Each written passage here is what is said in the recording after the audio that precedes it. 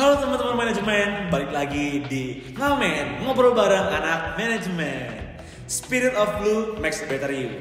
Jadi, kali ini kita kedatangan seorang atlet nih teman-teman. Keren banget.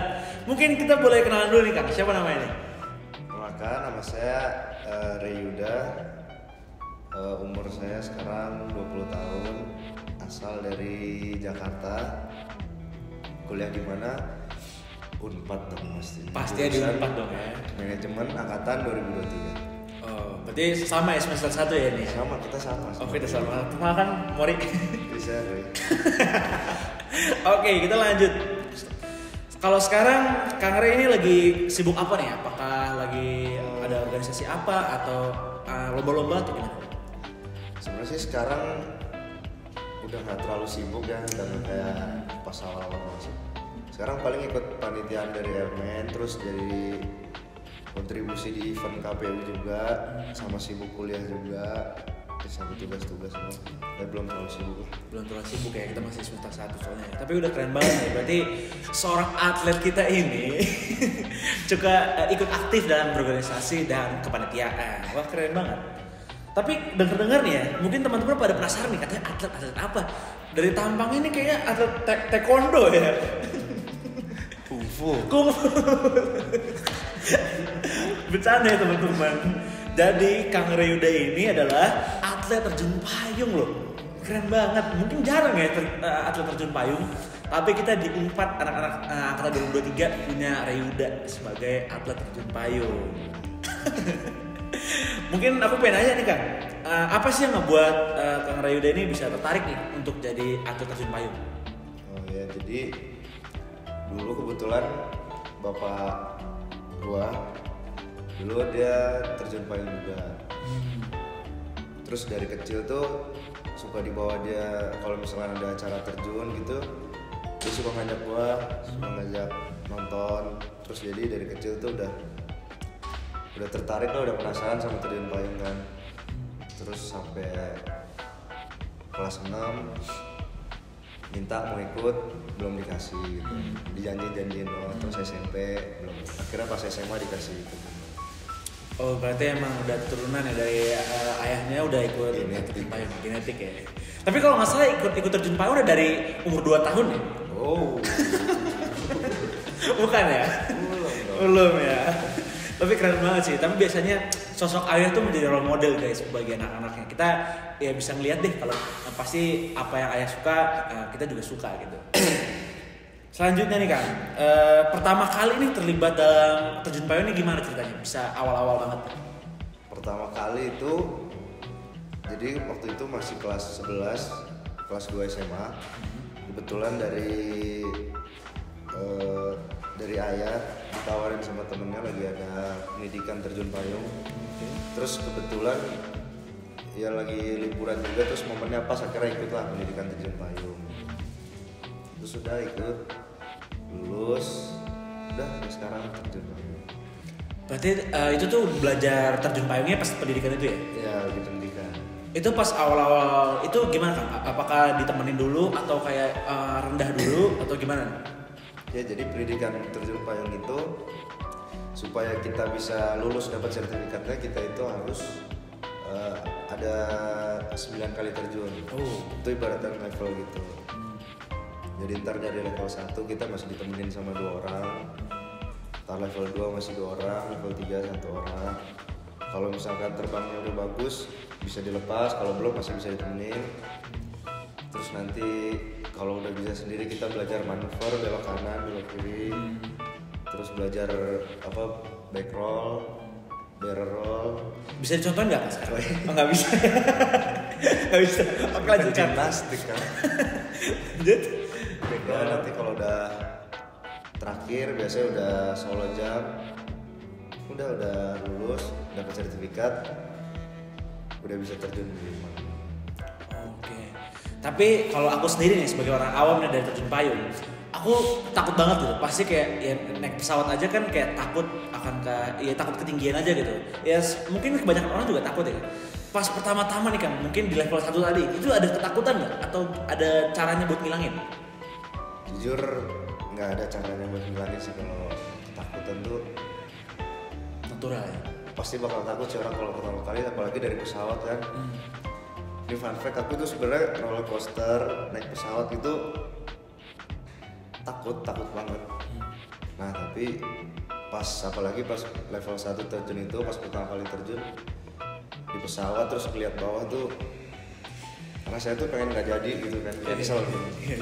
Tapi ya mau gimana, udah kan lompat level 1 udah kelar, udah lompat aman, nagih jadinya. Pokoknya di level 1 itu antara lo makin nagih atau enggak lu trauma. Nah alhamdulillah gue nagih ya. Emang suka adrenalinnya itu ya.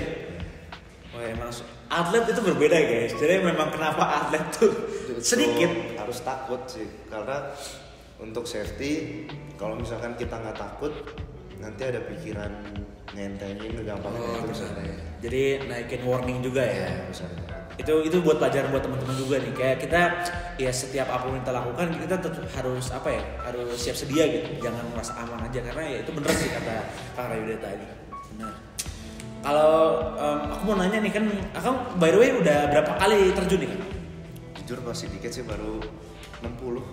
Baru 60-an, sedikit ya? Terus sedikit ya? Sangat sedikit. Kalau aku udah 500 lah, 500. Oh. 500 apa? 500 kali terbang tapi di PUBG. Di PUBG. Nah, itu 500 match ya. Iya.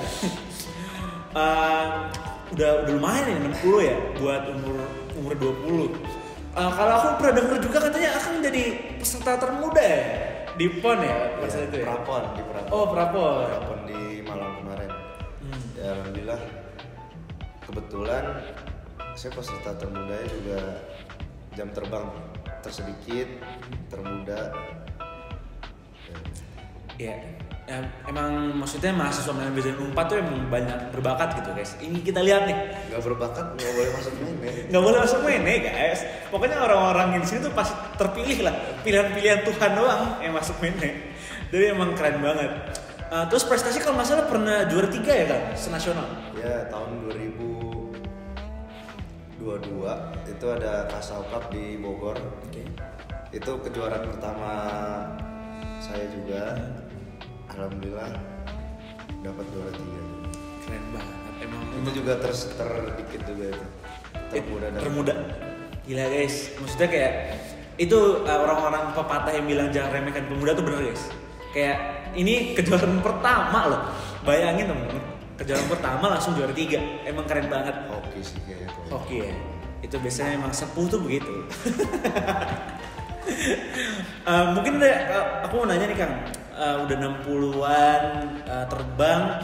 Ada cerita-cerita menarik gak sih Kang? Kayak mungkin ada kejadian lucu entah dari diri sendiri atau teman-teman yang lain. Banyak sih sebenarnya, cuma coba spill 500 aja kali, 500.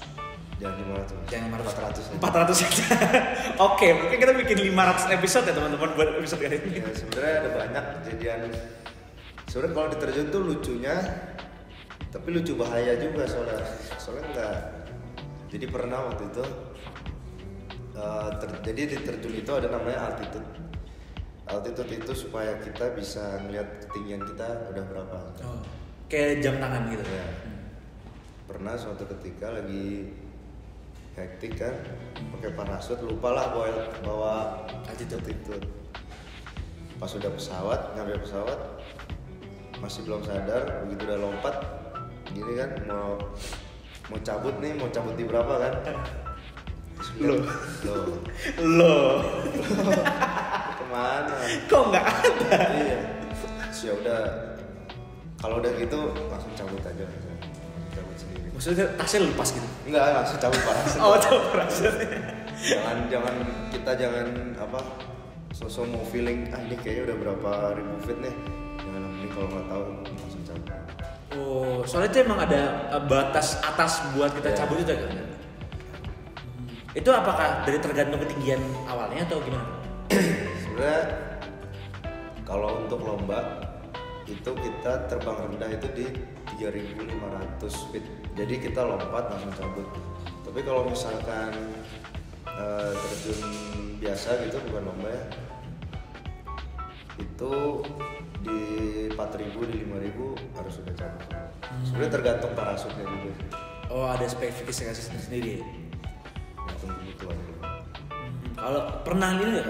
Mungkin kan ya nggak, ada beberapa lah kita tahu kasus di terjun payung tuh ada yang nggak bisa lepas parasut atau ada kasus apa. Kang Rayuda sendiri pernah lihat nggak atau pernah ngerasain sendiri nggak?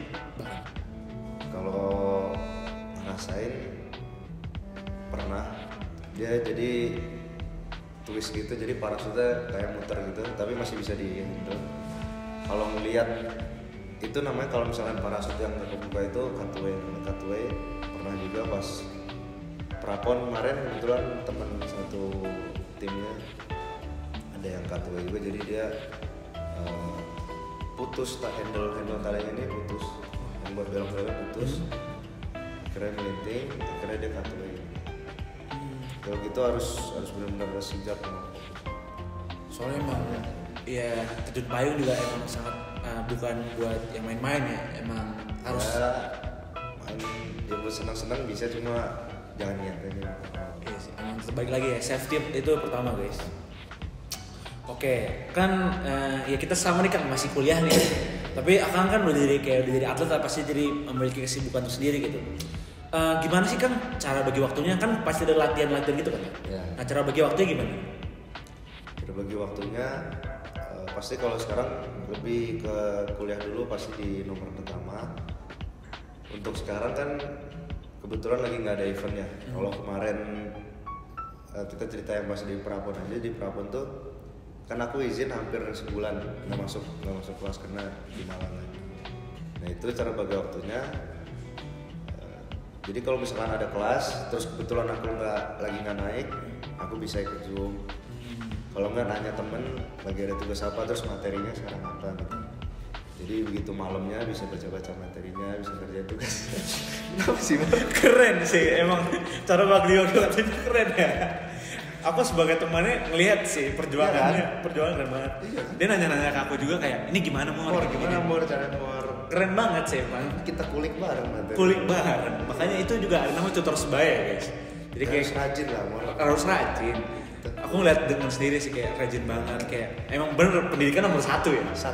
Nomor 1. Kuncinya pendidikan. Pendidikan. Pintar-pintar bagi waktu aja. Oke, kita tadi udah tahu cara bagi waktunya. Tapi kalau dari hati Akang sendiri, tadi mungkin dijawab sih. Tapi mau nanya lagi nih, gimana nih? Apa lebih penting kuliah atau jadi atlet terjun payung? Kalau sekarang kuliah, pasti kuliah. Karena terjun payung sebenarnya walaupun atletnya, tapi itu cukup dijadiin hobi aja sih, bukan prioritas utama. Kalau dari orang tua sendiri kayak maksain nggak sih Kang, pendidikan dulu nih nggak boleh terjun payung? Oh enggak. Justru mereka agak keterjun payungan sih dengan Emang keterjun payungan ya? Ya, asal bisa balance kan, ngatur waktu mah mereka santai sih. Kalau mau terjun, mau kuliah. Kalau mau izin kuliah, mau terjun, monggo gitu. Kalau mau terjun sambil baca buku juga nggak apa-apa. Monggo ya. Nggak usah. Monggo. Bener sih. Iya, tapi itu sebenarnya suatu privilege juga nih sih, punya orang tua yang support, yang nyemangatin kita apa yang kita lakuin, selagi jalan positif. Betul. Iya, mungkin itu sih pertanyaan-pertanyaan mengenai atlet terjun payung kita. Itu kita ucapin terima kasih banget nih buat Kang Rayuda udah mau menyempatkan waktunya. Kalau nggak salah ini pulangnya mau pakai terjun payung kan? Iya. Terjun payung. Helikopternya dari depan. Helikopternya lagi di depan. Oke. Mungkin kita tutup sampai sini aja. Terima kasih buat teman-teman manajemen yang udah nonton. Sampai jumpa di ngamen selanjutnya. Bye bye.